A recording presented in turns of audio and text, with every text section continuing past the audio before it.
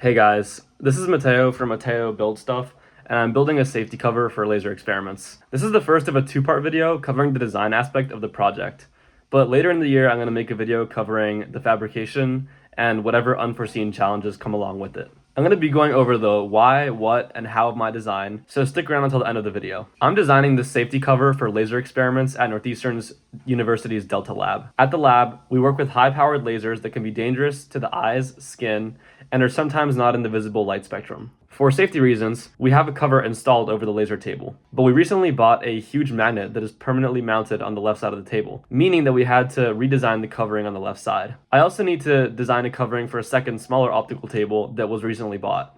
The walls of the current safety cover design are made of 1-foot-long black aluminum extrusions with a set screw at the bottom connecting them to the table. Black plastic sheets slide into the space between the aluminum extrusions, and the top corners are made of the same black aluminum extrusions that are cut to length. The top of the design is covered by more black plastic sheets, this time with a handle attached by 2 screws.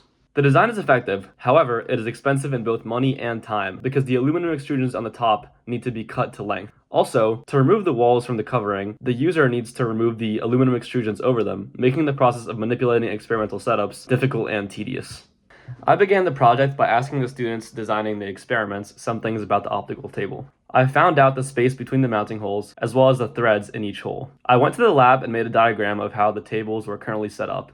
This included measuring how much space the current covering was taking up on the big table, the size of the magnet, and talking to students planning experiments to make sure that the placing of my covering wouldn't mess with their setups. For my design, I kept the 1-foot aluminum extrusions with black plastic walls the same as in the previous one.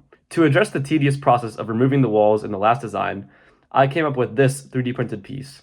The idea is that it screws into the top of each aluminum extrusion and has 4 knobs on it for holes on the plastic covering to interface with. This way, the need for horizontal aluminum extrusions is eliminated, saving the lab a bunch of money or the manual labor of cutting the extrusions in-house. Also, if a student wants to access the setup from the side, they can simply remove the plastic covering on the top and then on the side.